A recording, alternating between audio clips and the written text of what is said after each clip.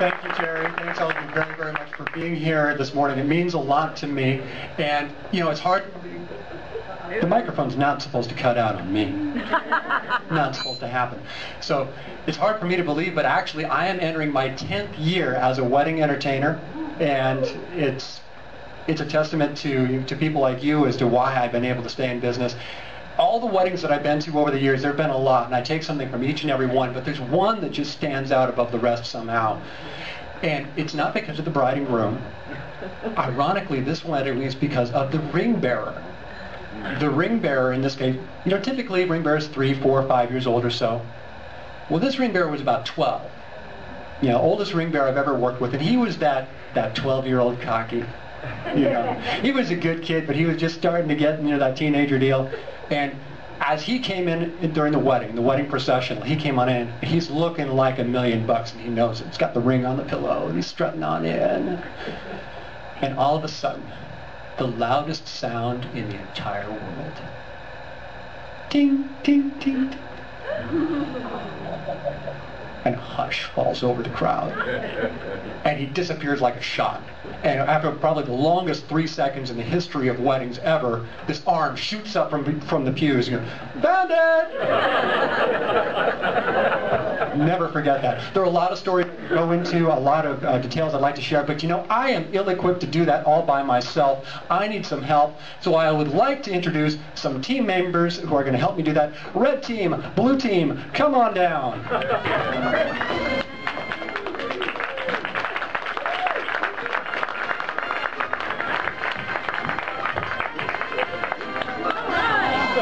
We got red, we got blue. Red here, blue over here. Step right up, don't be shy. All right, step on up. Take a buzzer in your hand if you please. It is time to play Matt's Entertainment Trivia. Are you ready? Okay. And Tony buzzed in already, so that's demerits for Tony. Actually, I should ask Tony already, true or false? False. Here's the first question. Hello. It's not supposed to happen to me, I swear. The first question is one of the many hats that Matt Bixby wears the game show host? True. That would be true. Your team receives the point. All right, and time for the next question. Matt's Entertainment's travel radius is the Willamette Valley. True or false? False. It's greater than the Willamette Valley. It is much greater than the Willamette Valley. Your team receives a point.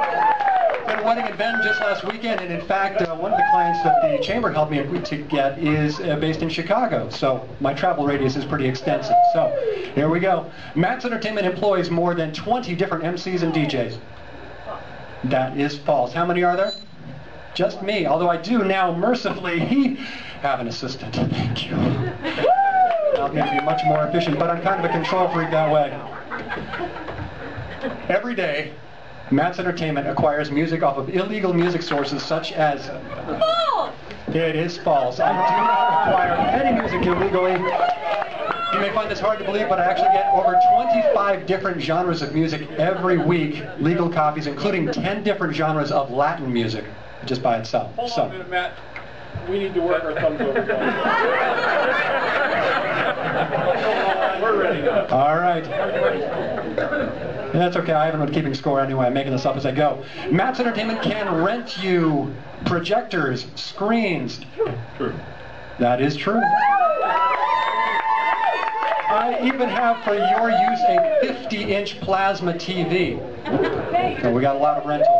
You're not reading those questions ahead of time, are you? I'm not sure. How do you think I got through school? By cheating. Good man. All right. And another question is, if you are hosting a wedding and you don't have power, I cannot help you. That's false. Oh, this button doesn't work. Let's humor Chuck. Press the button. Ladies and gentlemen, does the button work or does Chuck work? Your answer was? Oh, we're going to switch microphones here because this is just a little bit too tough to deal with here. How about? That works better, yeah. Well, I figure I'm good enough to do that. So, okay, here we go.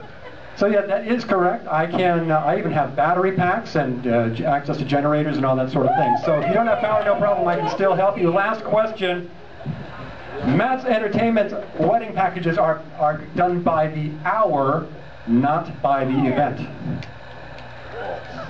That is false. That is false.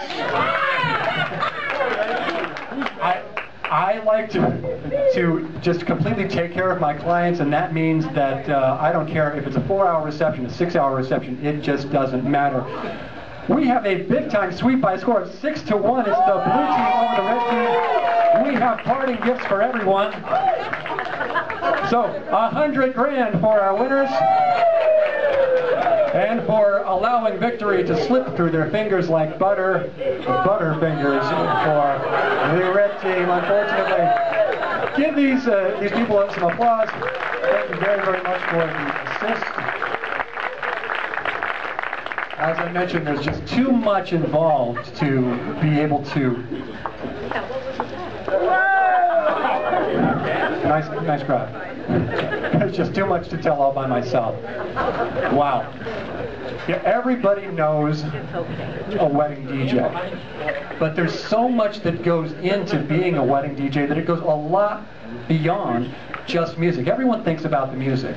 But I like to break down what I do into 3 distinct parts. There's the DJ, there's the planner, and there's the master of ceremonies. And so I want to talk a bit about each one of those roles. The music, as I mentioned, is what people think about. To me, the music is a wonderful, wonderful tool.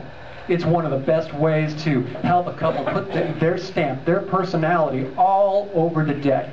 It's like a soundtrack. The soundtrack to the wedding from the moment the first guest arrives until the moment the last guest leaves. So you can imagine, I get a little disappointed when I hear about DJs who believe that their music really or that their responsibility really begins and ends with the dance party. Yeah, that may be a lot of fun. It is an awful lot of fun, but there's so much more, especially if you look at that music as if it's going to be a soundtrack. So if I hear that a DJ's dinner or mood music basically consists of a CD of Kenny G's greatest hits, I'm a little disappointed. So I also encourage my couples to be as involved as they want to be in that process. I can give them help if they want it, they need suggestions, or I'm more than happy to take their lead and give them feedback on what's going to work or not. It's a great segue into the next step, which is that of being the planner. You know, I'm definitely not a wedding coordinator, though there is sometimes some overlap, but what we're going to do as I sit down with a couple is we're going to map out what's going to happen from the moment the first guest walks through the door until the last guest leaves. What's going to happen? What's this party going to be like? Because to me, a wedding reception especially, you know, let's face it, you're only supposed to do this once. This is the best party you have ever had.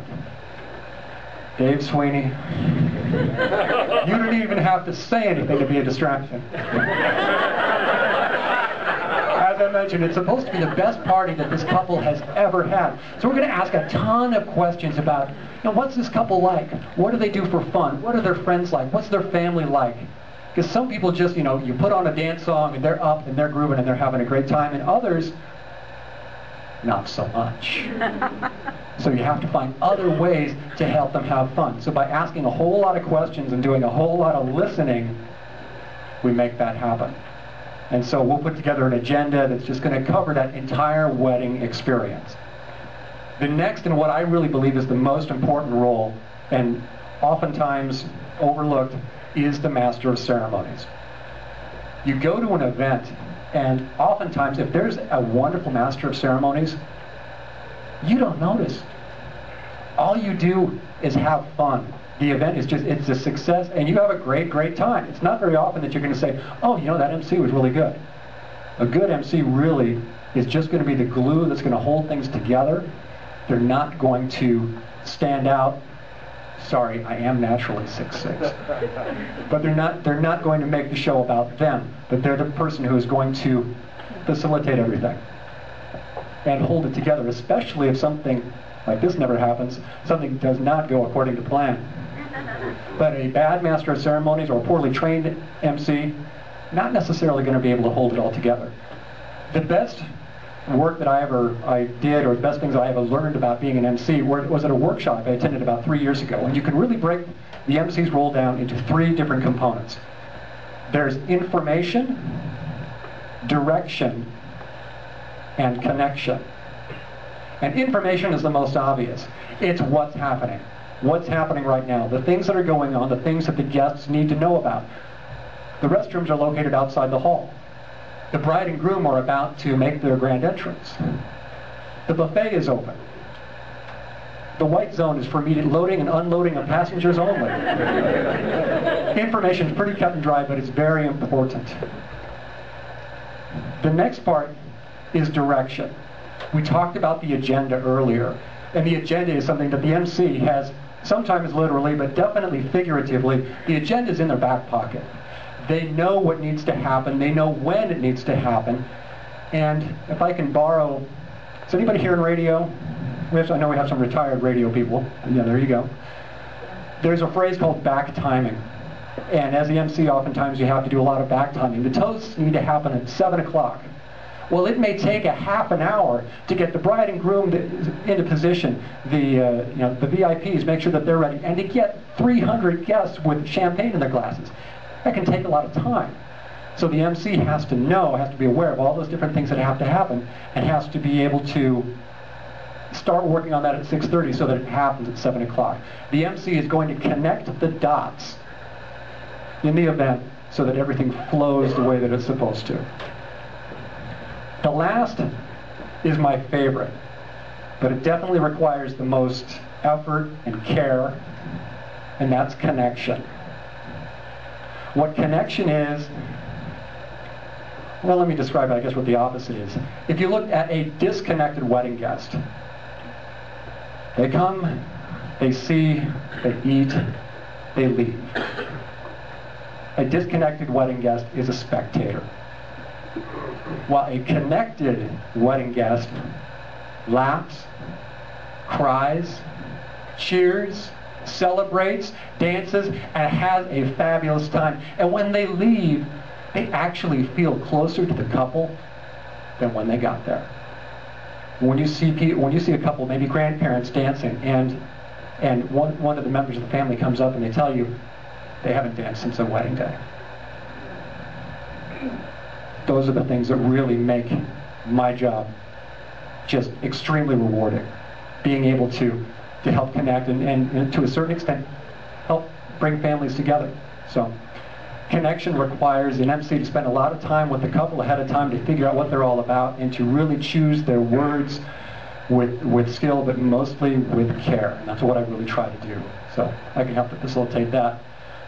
I'm blessed to be in a position where I really get to care about my clients and to be able to cry at their weddings. I do cry at their weddings. I can't make it through a father-daughter dance without bawling. My daughter's only 5. I'm in serious trouble. And, you know, thanks to the advent of things like Facebook, now I can keep in contact with them. And even just last week, I reminded a bride to say, hey, you know, your anniversary's in 9 days. So that was pretty fun.